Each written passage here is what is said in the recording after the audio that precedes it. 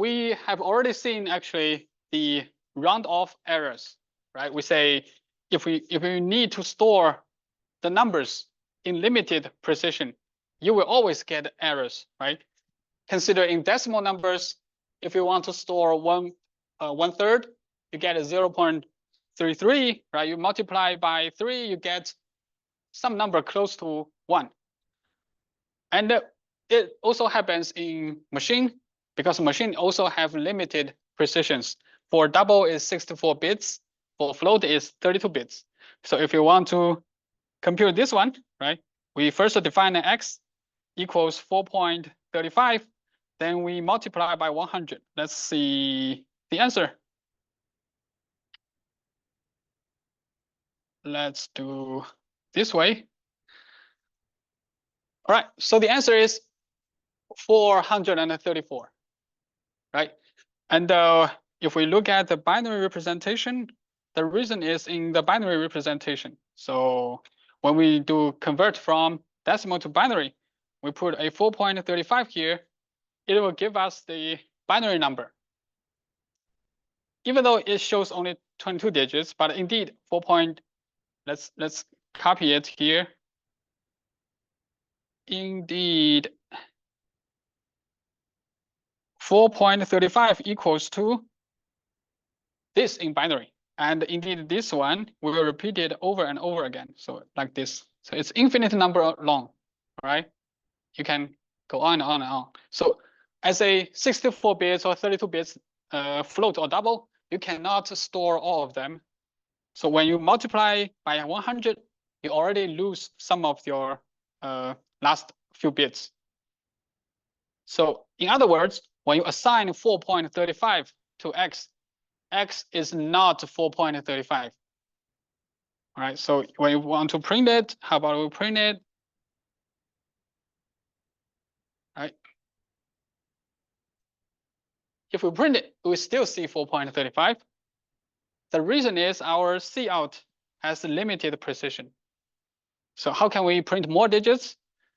Let's see. It is called, let's search for it, C++ set precision. All right, this is the library, IO manipulate. This is the library for set precision, and this is the way you do set precision. So let's do it, set precision in here. All right, let's set precision, then print x. Let's set it to be 20 bits. What we will see is 4.34999 and a number very slightly smaller than this number. All right. So when you multiply by 100, you will get something 434.99999, a lot of nines, then 447, right? We say when we assign this floating point number to an integer number, we will remove everything after it. We will get 434. Right. So that's the basic step. So you might ask, okay, how did you find out this is the function to print more digits, right? You can ask a GPT using natural language, right? Because you guys might not know about set precision. You can ask how to print more digits in cout in C++, right? You can ask for this kind of questions, and it will tells you, okay, you need the, yeah, wait, enough. All right, still talking. All right, so yeah, it will tells you, okay, you need to include this IO manipulate library, and you need to set the precision, right? If you want to print 10 digits, it will print 10 digits. And yeah, that's basically what you can ask. You can ask using human language. Instead, you can search for Google like C++ set precision. If you know, that means the precision, right? So that's basically it. And yeah, another student asked me offline, how about this is a 4.515, right? So this one, as you can see, this number is slightly less than 4.35, 35, right? If we run 4.15, right? This number stored is slightly greater than 4.15, right? And when you get the result back, it's actually 415.000, a lot of zeros, then this number. So when you get the number back, you will get the correct number, right? 415. But the question is, you don't know how it is stored in your machine, whether it's smaller or greater than the exact number you want it to present. All right. That is because it has, even you see it in decimal, it only has maybe 3 digits is enough. But in binary, it requires a huge amount of bits to represent the exact number. So you can think in reverse way, right? What if there's a number that can be represented in limited number of binaries? So what you can try is, how about limited number of binaries, right? We can create any number, 10 or 1001, right? This is a number can be represented in limited number of bits. So when you convert it, you get this number. It might seems requires more bits, more digits in decimal, but indeed in binary, it is easier. So when you assign it to a double, it can be precisely represented, right? It can be precisely represented as the number you input. So it really depends on whether it can be represented in binary using limited number of bits. For this kind of number, you cannot, because it's infinite number of bits. That's about the precision. All right, any more questions on it? You can test it with any number you like. You will see some of them might get correct answers, some of them might be different by 1. So in floating point numbers, there will be some errors. But for integers, we will have no errors. Only for floating point numbers and a double, right? So division, we already showed that when we talk about 9 divided by 4, right? What is the answer? 9 divided by 4? 2. So the basic rule is, as long as one of the numbers is a floating point number, it is a floating point number. The answer is a floating point number. If both of them are integers, the answer is integer. So let's do it in this way. If it's 1.0 plus 4, what is the type of output? What is the type? Floating point number, right? It should be a floating point number, 5.0, right? Because there's one floating point number involved, the answer is a floating point number.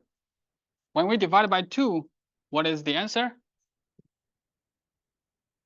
2.5, right? Because one of the number is a floating point number, the answer is a floating point number. So it's a 2.5. How about this one?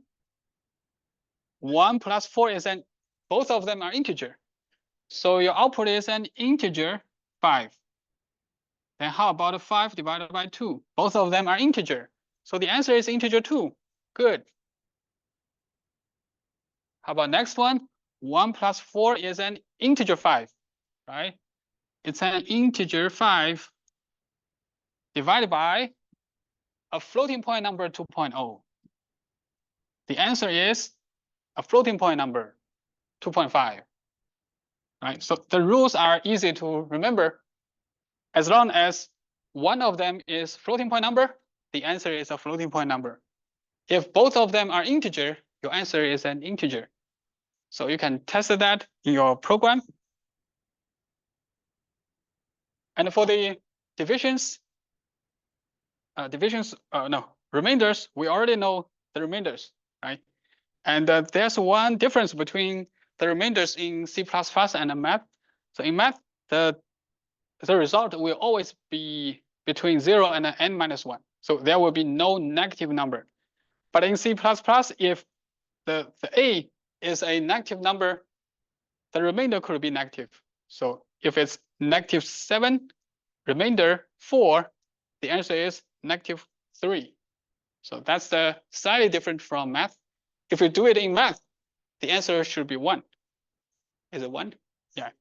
No. Yeah, maybe it's 1, right?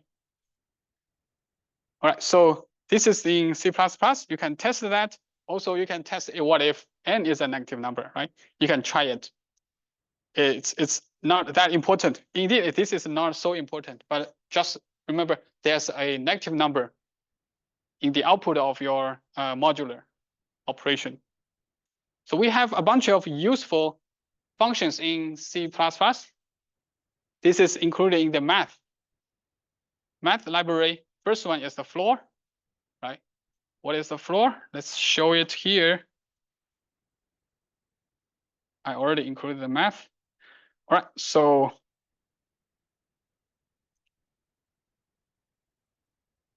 what is floor of x? 2. Yeah, the answer is 2. When you run it, this floor means the integer smaller than x, right? The largest integer smaller than x. We could also have a function called CEO, right? The integer greater than the x, which is 3, right? A 3. We could round to it. Round. And we get a 3, right? Maybe the tricky thing is 2.5, right? How about 2.5? 2.5 is 3? Yes. 2.499? It's a 2, right? This is a round. So round.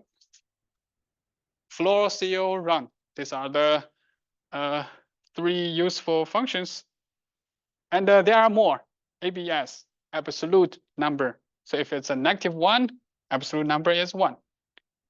Square root, right? Get the square root. The power, x to the power of n, right? X to the power of n. This is the power. And exponential, e to the power of something. Sine and cosine, right? There are many more useful math functions. And we will practice them using this one.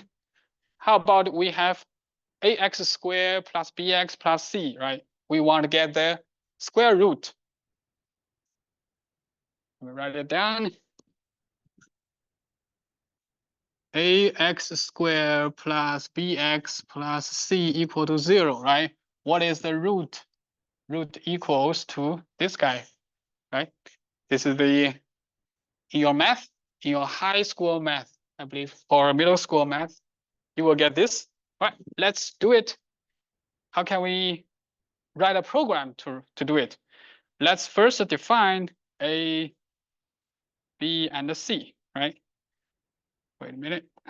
Let's ask the user, first give them a hint, input the coefficients. Let me just make it simple. Then Cin A, Cin B, Cin C. And then we can compute the root, right? We have a double root 1.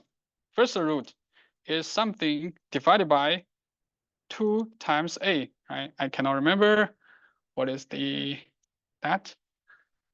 Negative B plus B squared for AC. Okay. Negative B plus square root of B squared minus 4AC, right? That's the first root. How about your second root? Root 2 is a minus, right?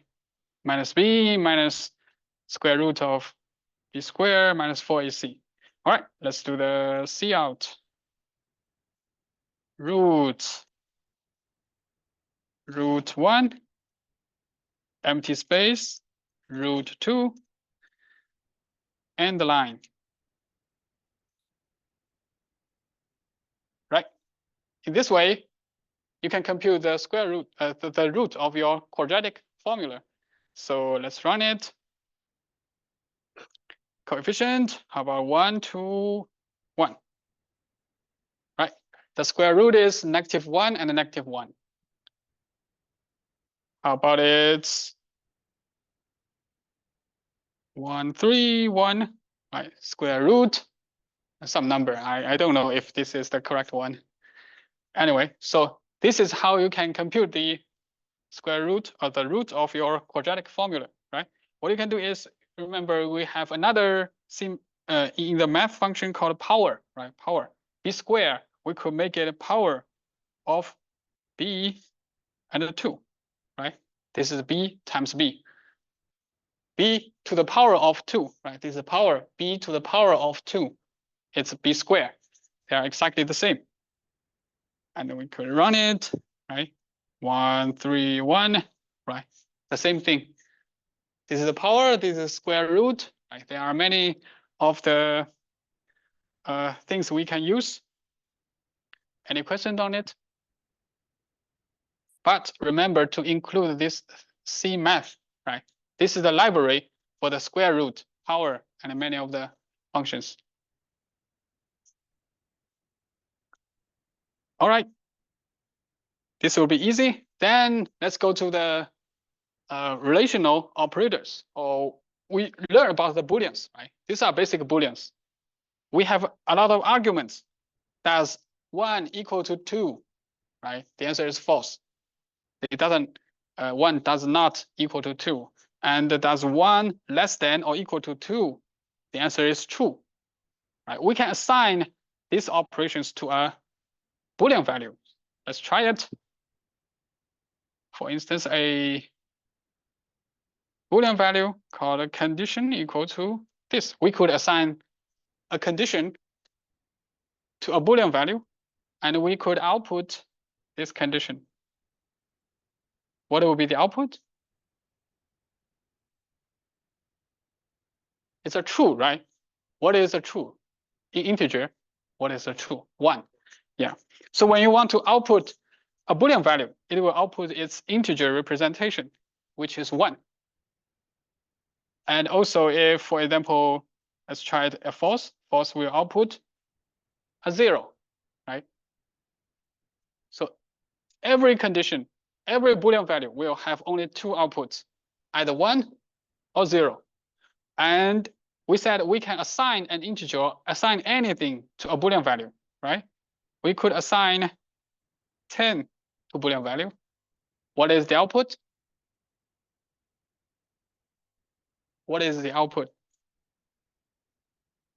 Can you remember?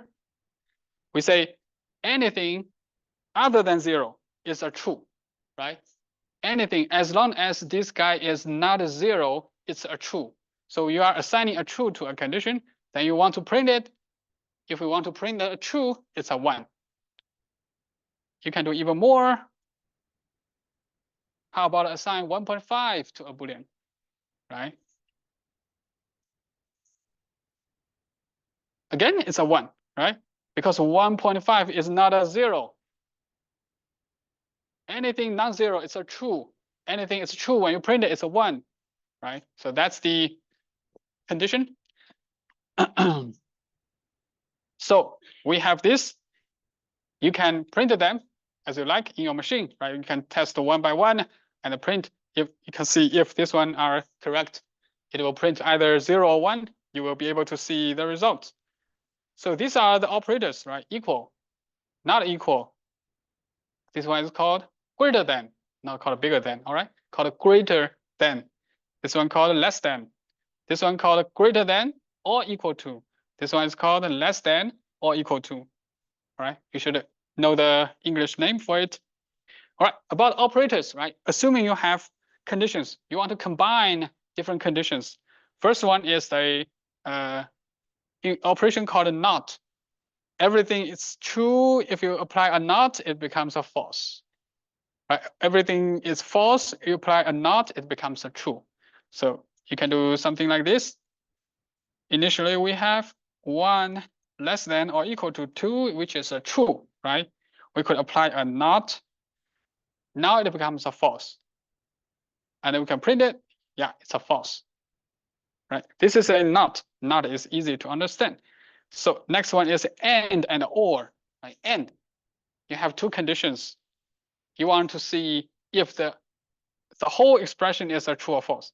If it's an and, only when both of them are true, the result is true. And for or, as long as one of them is true, the answer is true, right? We say either condition A is true or condition B is true. The answer is true. And you have to be both A and B are true. A and true and B and true. B is true. Then we will get A and B is true. So let's use this one as an example. We are trying to write an expression.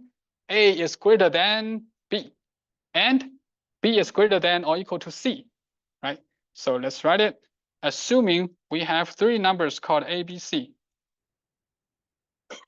The condition we are trying to write is A is greater than B and B is greater than or equal to C, right? Is that what we want? Yes, A is greater than B and B is greater than or equal to C. So that is how we write it. A is greater than B and B is greater than or equal to C. This is how we write it, right? And we can give it some initial values so that we can test. Right? What's the result? If A is 10, B is 9, C is 8, and our condition is A greater than B and B greater than C. What's the output? True or false? True? Yeah, it's true, right? It's a true. And what if it becomes 11? True or false? False. Yeah, this one is false. Because the first one is true, yes. Second one is false. In the AND operation, as long as one of them is false, the answer is a false. So that's, and this one, we already showed it. A Boolean value, right? True can be assigned to an integer, becomes 1. And when we output, it is a 1. This one is a little bit tricky, right? I is 100. Then J is a condition. I less than 10 and plus plus I, right? We said any number could be translated into Boolean functions, no problem. Plus plus I becomes 101, right? 101 is a true. So here is a true, and I less than 10 is a false. So false and true is a false. So J is a false, no problem. How about the answer of I, right? That's let's show it. So the easiest way to think is, okay, because it's 100, there's a plus plus I should be 101, right? Let's try it.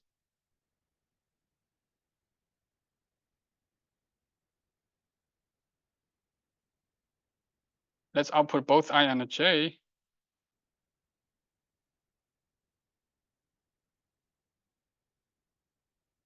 Right, this is not what you think, right? J is false. It's clear, but I is 100. So that's something that's confusing. The reason is that, so we said programmers are lazy, right? Indeed, machines are lazy too. So for an AND operation, right, it's only true when both the left-hand side is true and the right-hand side is true, right? As long as any of them is false, the answer is a false. So when the computer runs to here, when they see this condition, because this guy is a false, they know immediately the answer is a false, right? The answer is a false. You don't have to evaluate this part because the first part is a false. You don't have to evaluate the remaining part because for an AND, it has to be both of them to be true so that the answer to be true. So as long as one of them is false, the answer is a false. So machine will be very, very lazy. Whenever they see here, they will skip the remaining parts. They will not do evaluations on the remaining parts.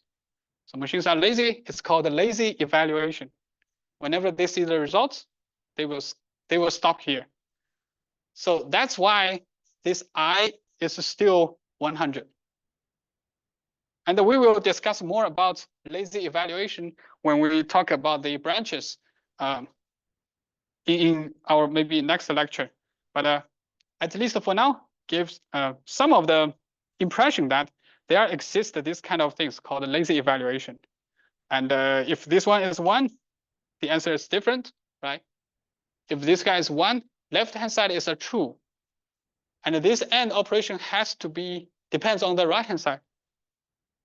Whether this guy is true or false will change the value of j. So after this first line, first I less than 10, it will evaluate plus I. And you will see this I first is 1, then we'll do plus I will becomes 2.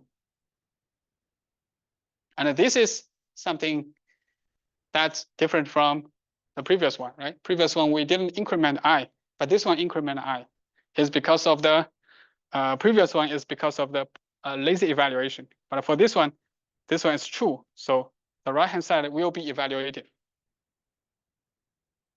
Any questions on it?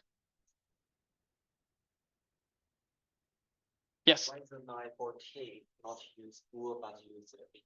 Oh, okay. Yeah, we can use Boolean. It will be fine. So Boolean and integer are interchangeable. So that's why we can use both. Exactly the same.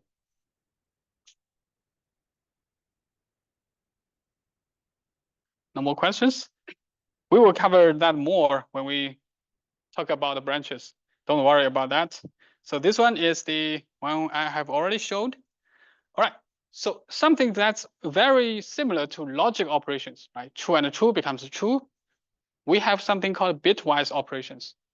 All right, bitwise operations, you don't have to know anything about it, but I will just show it here for your information. Why C++ people likes bitwise operations. So similar to here, you can think of 1 as true, right? If you apply a not, it becomes a false. Or a false or a 0, when you apply a not, it becomes a 1. Very similar to logic operations. And there's one and then or, right? The only difference is in logic operation, there's 2 ampersand, 2 and, 2 ampersand, right? For an or in logic operation, there's 2 bars, but in bitwise operation, there's only 1 bar. But they are exactly the same. It is 1 only when both of them are 1. And it is a, for or, as long as one of them is 1, the answer is a 1. So you can think of 1 as true, right? As long as one of them is true, the answer is true. So this is a bitwise operation. So what do we mean by bitwise operation? Right, we can see something here. Let's continue to swap it. For instance, if we have a 5, right? We can see the bitwise, the binary operation, the binary representation is like this. This is the 5. What we can do is, how about we apply a not here? If it's a 5, right? What we can do is, how about this is a logic not. This is the bitwise not. How about we apply a not I? Let's put a parenthesis here. Right, you will see -6. So what is 5? 5 is this guy. All right, this is the, wait a minute. Here, this is the 5. Right.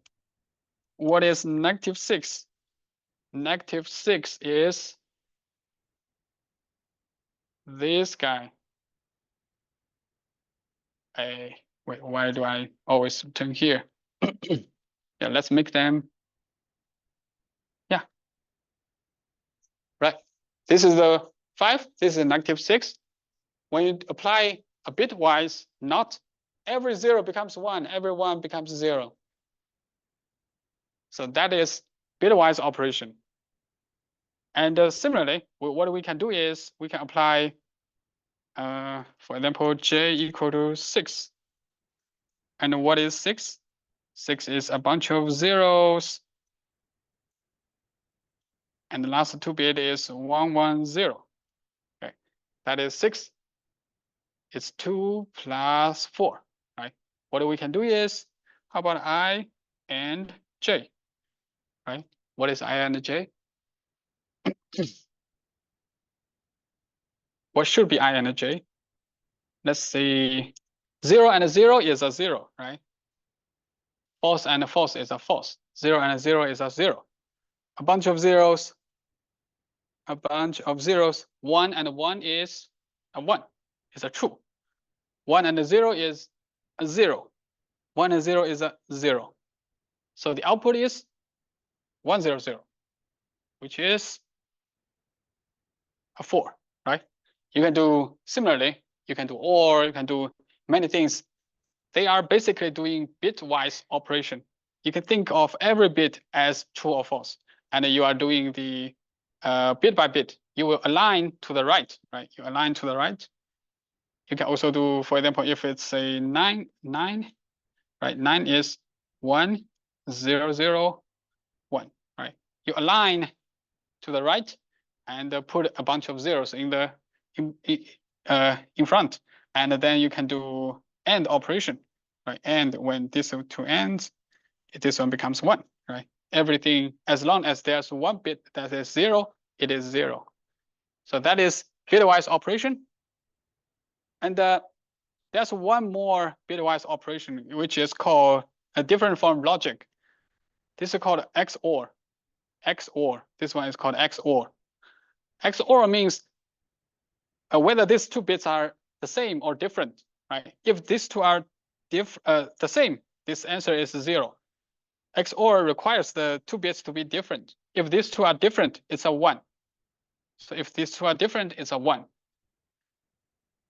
Let's see in here, right? What is Xi XOR with J? What is the output? Everything is 0 in front. And this 0 and 1 are different. So this one is a 1. Next, 1 and 0 is different. It's a 1. Yeah, 0, 0. This 0, 0 different, the same is a 0. 1 and 1, the same, 0. So this is the answer. It's 4 plus 8, 12, right? It's a 12. So that is XOR operation. And the most important thing is actually the shifting. So what we talk about is the NOT, AND, OR, and the XOR. They are not so important, but a shift operation, people typically use them. Shifting. What is shifting? So, for example, if it's initially it's a 5, right? How about I shift left by 1 bit? It will becomes 0, 0, 0, 0, 0, 0, 1, 0, 1, 0. This is shifted left by 1 bit, which is 10. How about shift left by 2 bits? Shift left by 2 bits. This is a shift left by 2 bits. I put 101 to here, 101 to here. When I shift left, I adding 2 zeros. This is shift left by 2 bits. What's the answer? 20. Right. Shift left by 1 bit is multiplied by 2. Shift left by 2 bits, multiplied by 4. Shift left by n bits, multiplied by 2 to the power of n. So if you look at the exact representation, you will see, and that's the basic idea about it. So how about shift right by 1 bit? If I shift right by 1 bit, it becomes 1, 0, right? Initially it's 101. I shift right by 1 bit, then the last one is discarded and only remaining is 1, 0. So this one is actually a 2, right? Shift right by 1 bit. I shift right and discard the remaining. It's actually divided by 2. Right? If I shift right by 2 bits, it will becomes this guy, which is 1. It's indeed divided by 4, right? So shift operations are exactly the same as multiply by 2, shift divided by 2, something like that. So it's a more efficient way than you say multiply or dividing, because dividing and multiply are a little bit complex to implement in hardware, but shifting will be very, very easy because every number in machine is in bits, right? If you think about shifting, That's very easy to do in machine. So the reason we need bitwise operation is because it's efficient. It's very close to the hardware. So when you see some people doing optimizations of their program, they sometimes using the bitwise shifting operations. That is because it's more efficient. And maybe most of you will never look at the lower level libraries of the what people have already written for you, but that's indeed what they will do when they are trying to optimize their code. And these are some exercises you can play with. But as I said, you don't have to remember, don't have to learn anything about bitwise operation. Right? I just mentioned here, they are similar to logic operations, and they are for efficiency. Right? If you want to do high performance computing, you might need bitwise operations. Otherwise, just forget about it. And there are some of the useful work that bitwise operation can do. First one, for example, checking if an integer number is an even or odd. So even means, what is even number in Chinese? Yeah, oh, shu, right? Even number, odd number. So if we want to check if an integer number is an even number, the easiest way to look at is look at the last digits, right? If you say, is 19 an even number or digit number? Look at the 9, right? You can forget about the 1, 101, 101, 4. They are all odd number because of the 9. You don't need to look at anything before it. Similarly, in bitwise operation, what you need to look at is the last digit, right? If it's a 1, it's a odd number. If it's a 0, it's an even number, right? So that's the easiest way. So for any number A, if you can look at the last bit, the final bits, how can we look at the final bits? We end with a bunch of zeros, the last bit digits to be 1. The result is how you can look at the last bit of A, right? If A is last bit is 0, the answer is 0. If last bit is 1, the answer is 1. That's how you can quickly check if a number is an odd number or even number, right? It's similar to this one, right? If a decimal number, if you will be able to compute mod 10, right? Get a 9, right? You can look at the last digits. Similarly, if you apply this one, you will get the last digits, the last bits of your binary number. So there are some efficient ways to do it. Similarly, how can we divide by 4? How can we divide by 4? We already showed it. How can we divide a number by 4? Shift right 2 bits, right? Shift right 2 bits. That's divided by 4, all right? And how can we get the remainder of an integer divided by 8? That's last 3 digits, right? So you can just end with a last 3 digits, 111, and you will get the last 3 digits. Let's show it. For instance, if you have a 17, right? How can you get the I remainder 8, right? What you want to compute is mod 8, right? The answer should be 1, right? What is 17? Let's say what is 17? In here, it's this guy. 17 is this number, all right? The remainder of 8 is indeed the last 3 digits, 001. So what you can do is, how about I end with a number that is 111. 111 is 7, right? So let's put here, 7 is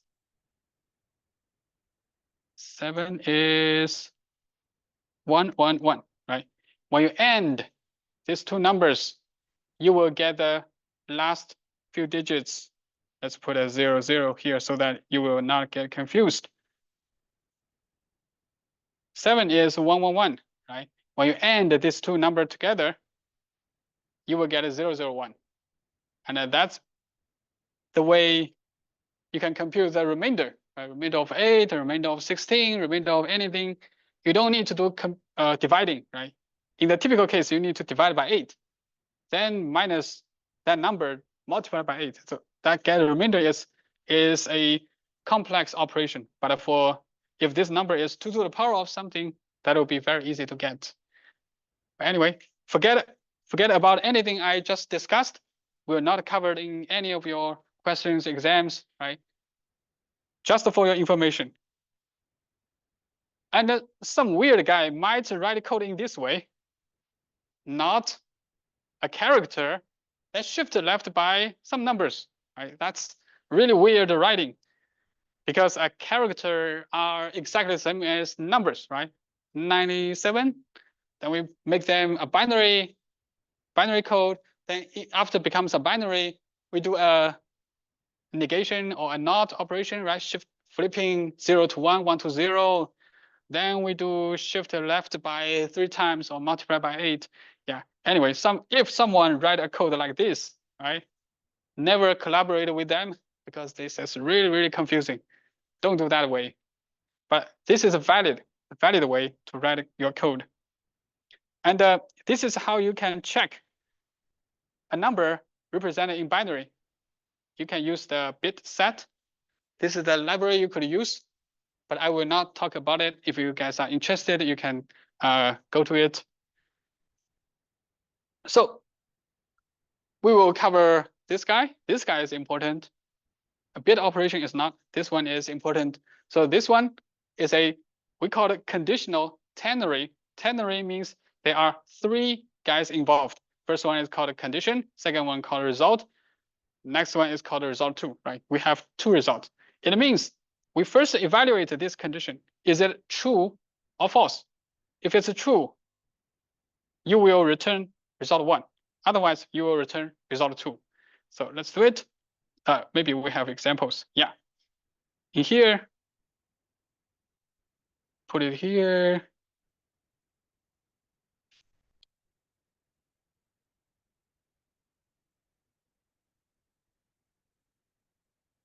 Right. That's what we can do with the ternary operation. So it basically means first we ask the question with a question mark. Does month greater than or equal to 9? Right? We ask this question. The answer is yes. If it's a yes, we get the first result. If the answer is a no, we get the second result. So that's what we mean by ternary operation. All right, we have 3 parts. First one is the condition. This one is if it's true, we get this result. If it's false, we get this result. So this is the conditional ternary operation. So for this, we will discuss if statement or branch conditions in our next lecture. But this one is very similar to a if statement. But for some simple ones, we could write in this way, right? So what we can do is, oh, by the way, we will have one more example, which is more complex. It's nested, right? We say if month is greater than 9, if this condition is true, we get a 4, right? Otherwise, if month is less than 9, 1 to 8 or 0 to 8, we will go to this result. So this result itself, it's a conditional ternary operator, right? This is another question. It's another question you need to choose. If it's less than 9, we choose does it less than or equal to 5, right? If it does, it's a spring. Otherwise, it's a summer. So this one. And we can see, let's show it in our code. So this is called a nested conditional ternary. Everything is nested. Let me put it here. Instead of not 4, we could put another ternary condition here, right? If it's greater than 9, it's a 4. If it's otherwise, if it's less than 5, it's a spring. Otherwise, it's a summer, right? Let's put a number 9. We know it's a 4. How about 1, right? If it's a 1, is it greater than or equal to 9? No. No, we jump to here. Then we ask again, is the month less than or equal to 5? Yes. If it's a yes, we go to spring, right? So the output is a spring. If we input 7, when we run it, we will get a summer, right? Is the month greater than or equal to 9? No. If it's no, we will go to this part. Is this one less than 5? It's still no. No, we go to the next part, which is summer. So yes, question. I want to ask winter. So Oh, okay. I didn't specify winter, right? You could also specify winter. What you can do is month greater than 9 fall. Do we have winter? Yeah. Anyway, let's change it here. Instead of saying fall, we could say make it another condition, right? We could say, okay, is month greater than or equal to 12? Let's just say only December is the winter. Winter, I should use a quote. Otherwise, it's a fall, right? Is it greater than 9? If it's true, we ask, is it greater than 12? Greater than or equal to 12? If it's yes, it's a winter. Otherwise, it's a fall, right? Which means only month December, it's a winter. Otherwise, if it's a 11 November, it's a fall, right? So this way, you can put as many as you want, right? You can change every place there's a result to a ternary operations. Any operations you put in here, they will be evaluated. So, but this one is too complex. If you need this long ternary operation, make it a branch. We will discuss that later in our next lecture. Make it a if-else, right? Don't write it in this way. It will be confusing. Only use it for simple work. For example, what if? Give you an example. What do we mean by simple work? Okay, condition equals to 1 greater than 2. All right, and we say if we output condition, I forgot a semicolon. If we output this one, it's a 0, right? How about we want to output true or false? What can we do? We put a ternary condition here, right? If the condition is true, we output true. Otherwise, we output false, right? What we can do is like this. And as you can see, it will print false, right? Only use ternary operations for simple work like this. If you need a long nested ones, use if else, right? So this one is just for simple work. All right, so more details we will cover in next lecture. Another topic we already know about it, right? Casting. We can assign a character to an integer, no problem. If you write it in this way, it's called implicit casting. So the compiler will do it for us. You will not notice it. You could also do explicit, write something so that people notice there's an conversion here, there's a casting here, right? Converting from character to integer, and then you assign it to another integer, right? This is called explicit conversion. Compared to this one, you are making someone who read your code much more clear what you are doing. But this is the C style, old C style. Nowadays, people use C++. They prefer some way called static casting.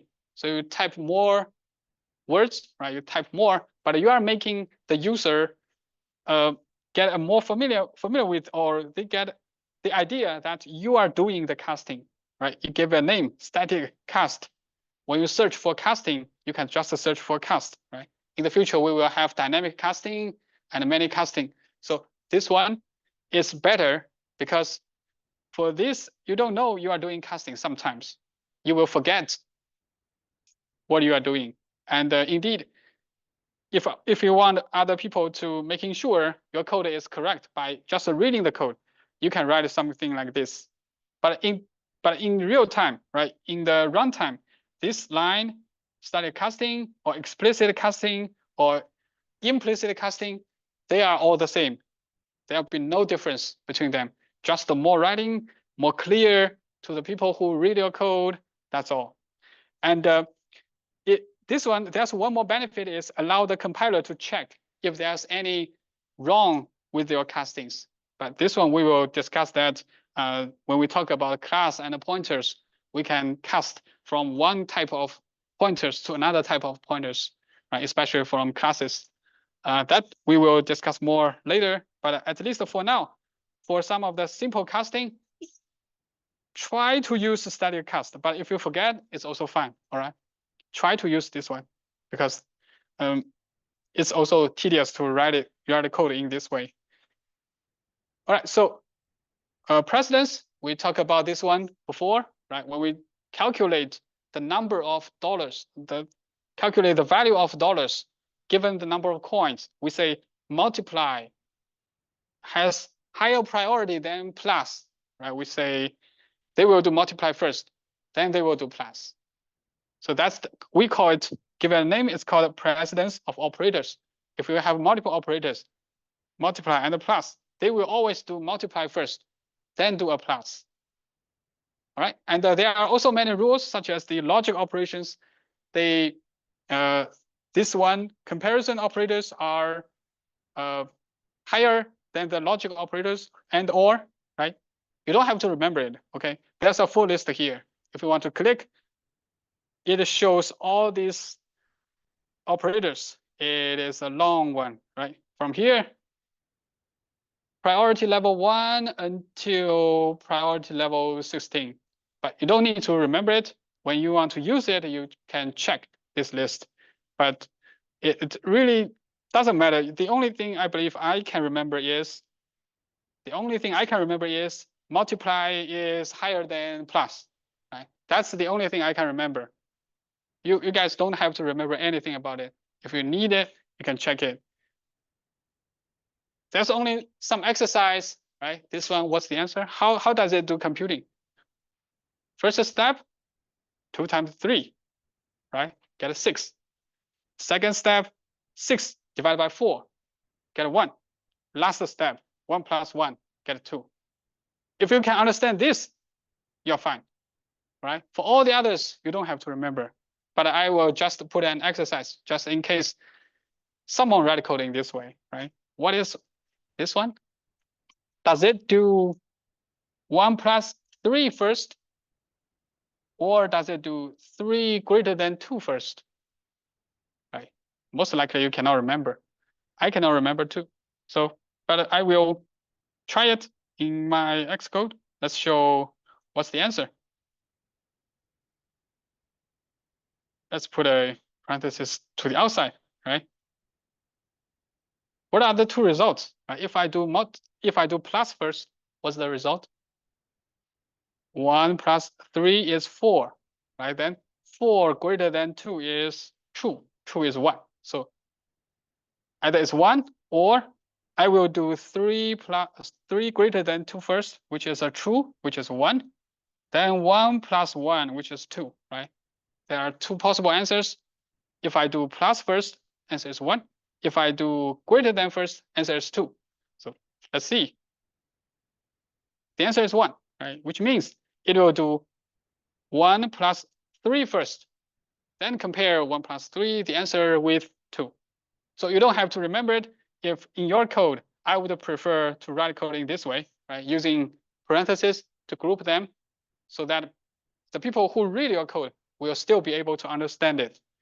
But there exist this kind of questions. Who will do computing first, right? Similarly in here, right? Do we do plus plus first, or do we do divide first? But this one I can remember. We will always do plus plus first. So we will get 10. Then 10 divided by 2, which is 5, right? And this one is really complex. I don't know the answer, right? I cannot remember which one do first. But you can try it. And if you guys will be able to look up this table and then figure out the answer, then it'll be very good, right? You go to that table, long table, which one do first, then you will be able to put some parentheses and you will get the correct answer. That would be very good, but you don't have to do that. I will not do that. Just for readabilities or anything, use parentheses, right? To group something you want to compute first. But yeah, otherwise you cannot predict what will be your results. Any questions? No? Yeah, computing order, right? Next one is we call const or constant number. Constant number are some number you don't want the user to change. So you can define something like pi, right? We can copy it here. So instead of saying double pi equals to this one, let me call it pi 1. Call this one pi 2. All right. Two ways. One is like this, just a type, the type. And for constant number, we put a const here. So what we can do is pi 1, we could assign 5 to it, right? To make your program done. If you are trying to compute the area of a circle, or what you cannot do is assign 5 to it. Your compiler will complain, right? Because they know it's a constant number. You can never change it. So that's the benefit of using const. If you don't want a user to change it, make it a const. And we have some naming rules, right? For some constant number, we prefer to make every letter capitalized so that it can be distinguished between a normal variable and a constant variable. That's just for readabilities. You don't have to do that. You could also say pi 2, right? It's also fine. It will also work. It will also work. Just some convention, make all these letters capitalized to distinguish between normal variables versus constant variables for yourself, right? So we are basically define a constant number with a type and give it a initial values. The benefit of it is you give a symbolic name to it, right? And in the future, if you want to change it, you can easily change it. So for instance, if you want to say, first you have a pi, right? In the future, for instance, you can have say double area equals to pi times r, assuming someone gives you an r, right? Assuming someone gives you an r, you need to make it a type. Then you can say, okay, double the length equals 2 pi r. I don't remember, maybe. Yeah, something like that, right? In this way, for instance, initially you set pi to be 3.14, right? In the future, if you want to change it, you can easily change it here, right? Instead, if we don't have this one, instead of if we have a 3.1 here and the 3.1 here, in the future, we want to change it. We need to find every place that we use the 3.1 as a pi, right? We need to change it here. We need to change it here. Find all the places.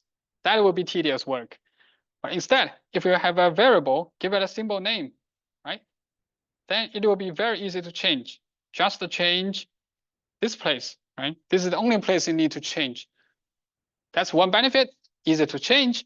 Second benefit is after you give it a name, people kind of know what you mean in here, right? Otherwise, if you put a 3 here, people don't know what this 3 means. So you are giving it a name to improve the readabilities. People reading your code, they will be able to understand what you are doing, right? It's not a magic number, random number. It's a pi, right? That's the benefit of using const. And yeah, that's it. And so go back to the question we have already done is compute the total dollars, right? We see a bunch of numbers. That's weird, right? It's, for example, penny, 1 penny is $0.01. We could say divided by 100. This one divided by 10, divided by 4. These 3 numbers, 100, 10, or 4, we sometimes call them magic numbers because it comes from nowhere. You just put it in your code. Nobody knows what this guy means, right? That's called a magic number. Try to avoid using these kind of magic numbers. Give it a name so that people can understand. For example, give a 100 a name called number of pennies per dollar, right? In each dollar, you should have 100 pennies. That's the name for 100. And give 10 a name called a dime per dollar. So after you define these 3 constant numbers, people cannot change them, and they will be able to understand what you are doing, right? Compute the total dollars. You are just divide pennies by the pennies per dollar. You will get the value of dollars for your pennies and also for your dimes, for your quarters, right? It is improving your readabilities. And also in the future, for example, if pennies change, right? It's no longer 100 pennies per dollar. It becomes 20 pennies per dollar. This is the only place you need to change.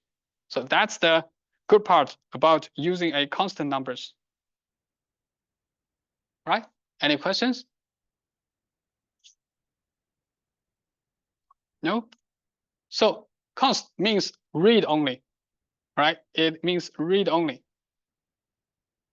The only place, yeah, in the future, we might talk about how to modify that, but at least for now, it means read only. You cannot change it.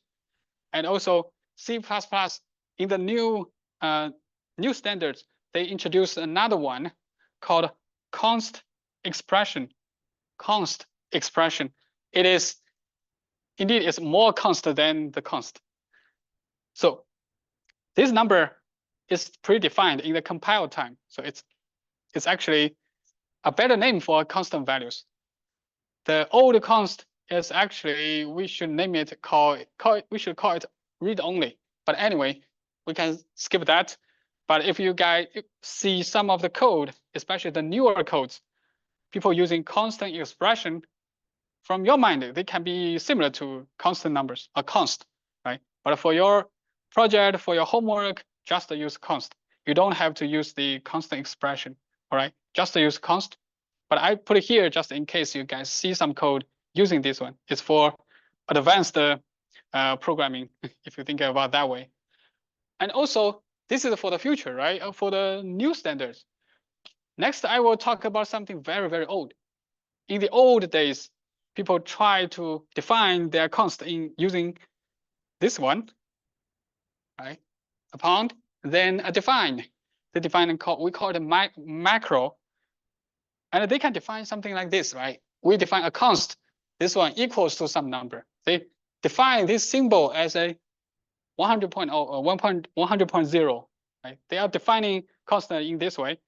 If you guys see many of the old code, they might write code in this way.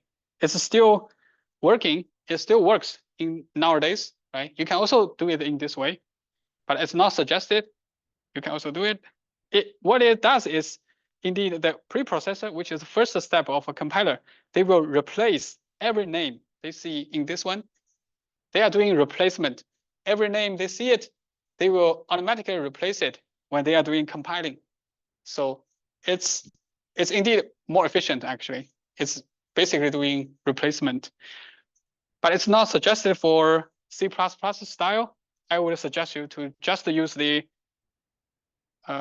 this style, all right? Const, define a variable, give it values. And in the future, if you see some of the modern ways, you can use this one, but not for now.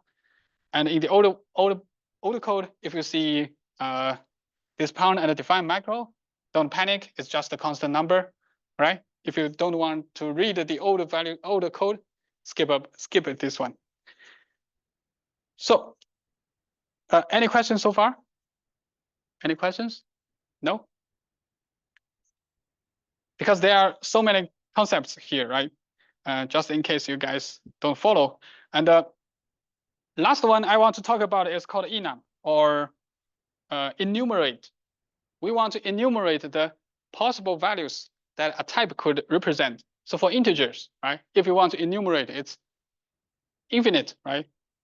0, 1, 2 until infinite. But if you want to define some type, remember, enum is a type definition. You are defining a type named weekday. Indeed, in the representation, it's just integer, just integer. But for you to remember, easy to remember, you call it a weekday. And in weekday, we have Monday, Tuesday, Wednesday, Thursday, Friday, Saturday, and Sunday, right? But in the representation of your machine, it's nothing but a 0, 1, 2, 3, 4, 5, 6. They are exactly the same. So in this one, if I want to print it, let's see what will happen. It's hard to select.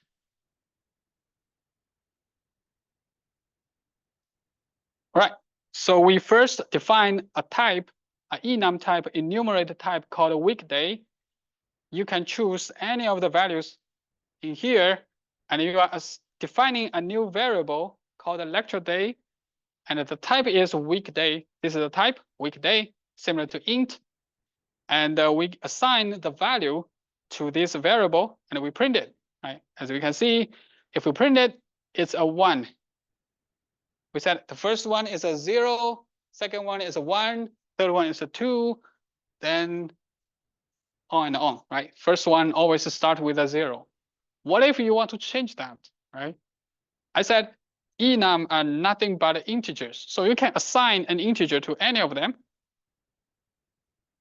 right? If you assign 10 to Monday, what will be the Tuesday? First one is 10, next one is 11. You will get 11, right? What you can do more is you can change something in the middle, right? You can assign this guy to 20. How about to 20? Let's say what is Thursday? Right, what is Thursday? 21, right? So if we don't specify, it's following order, 10, 11, 12. But if you suddenly change a value, then starting from the new value, +1, +1, +1, right? So enum is nothing but an integer. What this one does is you are defining a bunch of constant numbers, right? You're defining a constant variable, Monday equal to 0, Tuesday equal to 1, Wednesday equal to 2, right? They are exactly the same as defining an enum. This is the similar part. There's one difference is it will check errors. For instance, if I define in this way and I give an lecture day an integer, but this number 10 is outside of your defined constant number, right? It's still valid.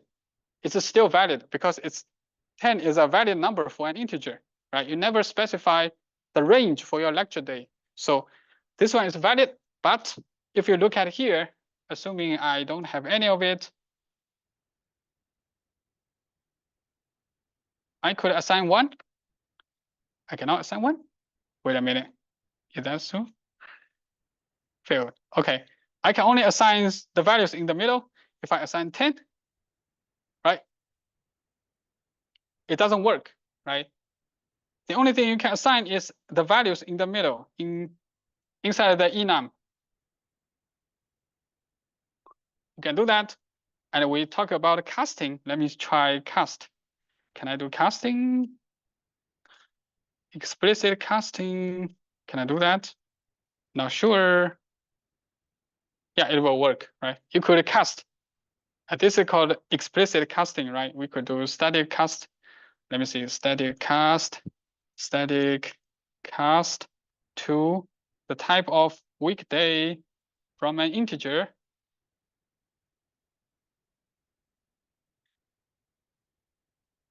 Yeah, it can work, right?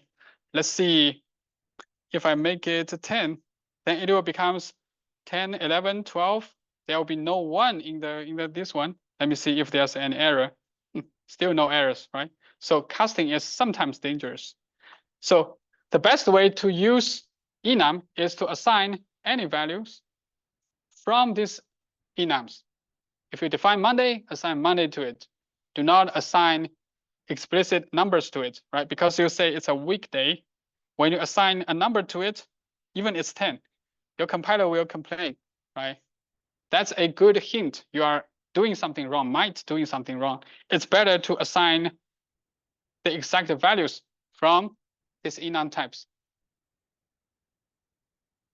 It will detect errors for you, right? That's the difference between explicitly defining a bunch of constant integers versus defining an enum type, right? Let me emphasize again, enum is a type, right? You are defining your own type. Your type is called a weekday, and it can only select values from this range. It's different from defining a variable. It's defining a type, all right? The place to use it is a type place. Right, so this one we will also cover it more when we talk about the classes and the structures, but these are the simple ones. This is a very basic types. So as you can see, there's no std enum here, right? It's not called std enum. It's called enum.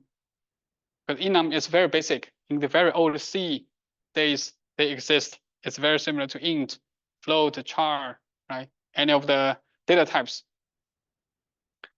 All right, so I believe that's a quick coverage of the basic stuff. Let me recap. For majority of it, today we discussed about you don't have to know, you don't have to remember any of it, because in the future lectures we will go over them every day almost, like the operators, like the conditions we will go over them in our next lecture, right? If we want to create an if-else statement, you need to create this kind of and or operations. So you will learn them by using them. I just introduced the concept here, and if you guys can go back and recap what we have learned, that will be better, because next lecture, let me see. Precedence is not so important because you can look for it, and a conditionary is similar to branches. We will cover bitwise operation. You don't need to learn about it. I just for your information, and yeah, this one is important. All right, no, this one. Yeah, these conditions are important. This one is important, right? Remember this. Remember this table. This table, you need to memorize it. If I ask you what is false and true, right, you have to be able to quickly know the answer is a false. So that's something you need to be able to memorize in your mind. And next lecture, when we talk about the branches, we will directly use them. I will not repeat this table anymore. But for all the others, you don't have to memorize them. All right, this table, very important